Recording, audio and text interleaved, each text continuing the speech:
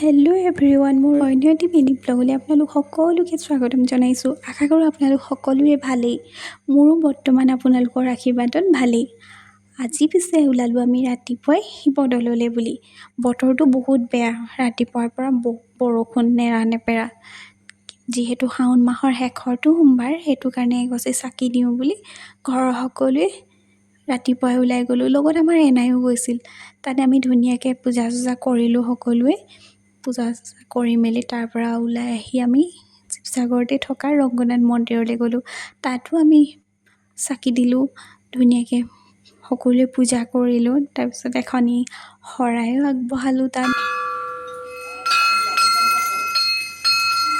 পাৰখিনিকো প্ৰসাদ দিলোঁ। ইমান ধুনীয়াকৈ খাইছে নহয় পাৰখিনিয়ে প্ৰসাদ।